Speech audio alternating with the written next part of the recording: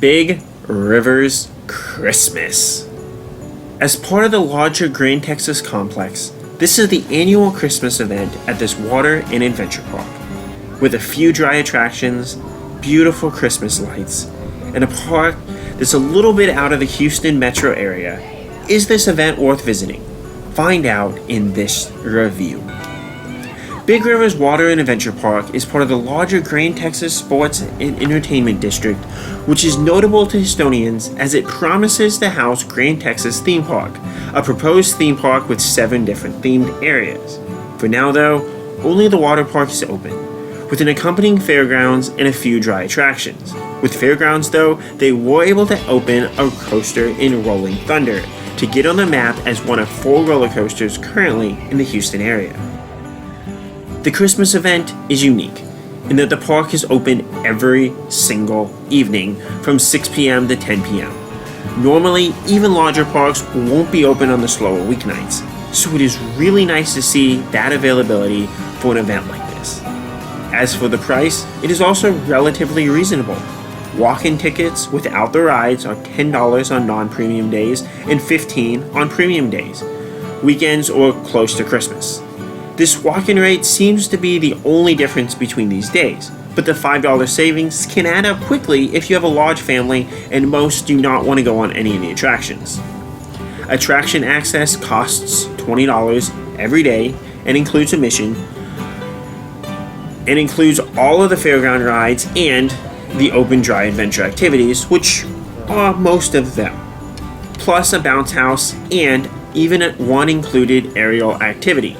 Season pass holders get this attraction ticket included, though season passes only run through October, so if you had a summer pass, you will need to renew for the Christmas event, with the pass being good for the following season and summer. Like most Christmas events, there are upcharges. The drive-through lights seems to be the main one, costing $10 per person as a standalone purchase or $5 per person if you buy it with the $20 attraction ticket. There's also a $15 per person enchanted hayride you can purchase as well. Both would doubtlessly be enjoyable, but with all the lights and things to do in the park, I did not feel the need to try either of these on my visit, and I still had a great time. There's also a decent selection of food, from a funnel cake stand in the fairgrounds to the main restaurant to a place where they'll sell s'more kits near the fire pits, all of which were surprisingly open even on a slow weeknight. The food seems to be on par with average park or fair food, but is likely worth considering depending on your group needs, especially since hot chocolate is always nice. I went on a weeknight, as I said before, and the park was not too busy, but there were enough people to have their rides cycling consistently. I've been in other parks where it's been hard to get off-ride footage on slow nights because not enough people were there. For the fairgrounds, they did only have 3 ride operators rotating between the 7 attractions, but this was more than enough to cover demand. Just know it might be easiest to move for the group between rides if you're looking to ride everything. Though operators were super friendly, and you could either head to a ride and someone would likely come over, or just go up and tell an operator which ride you wanted to ride, and they were more than happy to help. The Christmas theming and lights around the park are solid. The fairground just has their natural fair lighting, but that still adds to the ambiance. Since the park doesn't open until after dark, you cannot entirely tell how unnatural it looks that they just set up all the light displays around the water park. The various pathways have tons and tons of lights, most of which are coordinated with the few Christmas songs that they play throughout the park. These songs can get a little repetitive, but being classic Christmas songs should do a fine job at putting you in that special Christmas mood. Compared to lights at Six Flags or SeaWorld, this walkthrough was more enjoyable to me. Maybe there was just something about walking through the woods in a camp-like atmosphere to get me in that Christmas spirit. As for the rides, the main attraction for coaster enthusiasts is the coaster. The park lists this as Rolling Thunder, though the roller coaster database does list it as high voltage due to their naming convention of valuing the name on the ride itself more than other labeling. This is an FBS Visa Spinner, which are some of my least favorite coasters. The front car did offer more spinning than I normally get on these types of coasters, and the real star is that hamster wheel. This mainly gives just one flip while at the top of the hill, but it can be very disorienting with the subsequent laterals on the turn, especially if you have two people riding the car, as you will likely hold your flip even longer.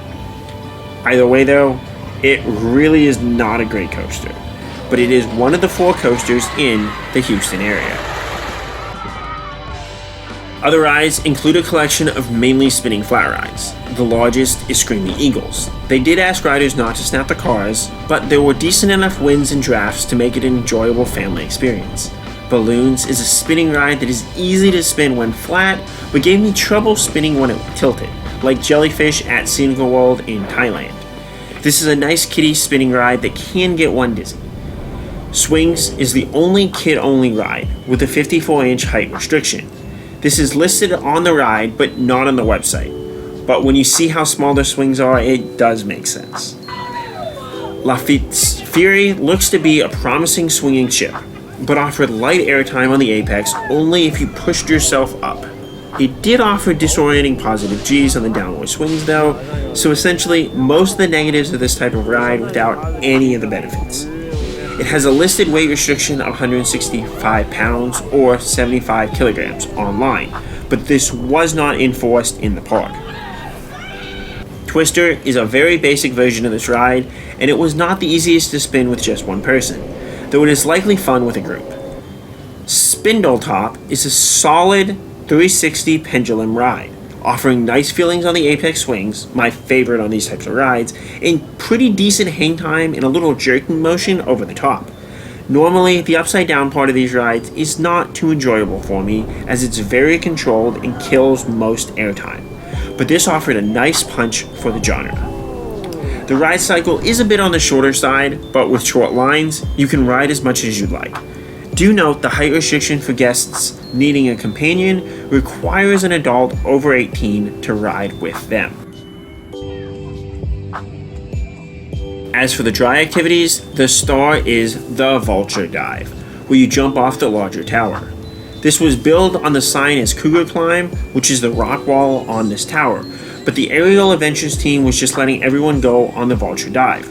Besides the initial shock of the jump, the descent is fairly controlled, so it's not super exciting, but it should still get your heart thumping for sure.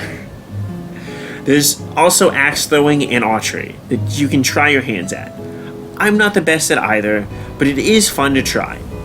The maze though was really neat, with the added bonus of trying to find the 4 letters that spell maze within it. The bounce house was a bit deflated, but is also massive, offering a nice mix of obstacles, slides, and things to climb up. There is a smaller section for younger kids as well. The Hill o' Hay was listed as an included attraction, but seemed to be closed on my visit. The petting zoo has those friendly animals to pet, of course, as well as various Christmas crafts and a movie in the nearby barn, and of course a place for your included visit with Santa Claus. Overall, how good is Big River's Christmas? This is a solid event at a reasonable price. The Kemah Boardwalk and Pleasure Pier offer better attractions, and especially a better coaster, for a similar price point. But the Christmas atmosphere of this park is top-notch. If you're looking for this coaster credit, this seems to be an ideal time to visit between the atmosphere, reasonable price, and the park being open almost every single night. I really enjoyed this event, as it is probably one of my favorite Christmas events that I've been to at any park, if you do not factor in all the Christmas shows that parks normally have. For families, the varied price points should allow everyone in your party to visit and have a really enjoyable Christmas-themed evening. If you're nearby, this event is easily worth checking out. However, even from downtown Houston or the Woodlands, Big Rivers is a 45-minute plus drive, located at Highway 59 and Highway 242 in New Caney. If you're coming from south of Houston or Sugar Land, it could likely be well over an hour's drive and just might not be worth the drive, especially for a family Christmas event. What are some of your favorite Christmas events? Have you made it to all 4 roller coasters in Houston? Let me know. Merry Christmas, and as always, Kapkun Krab.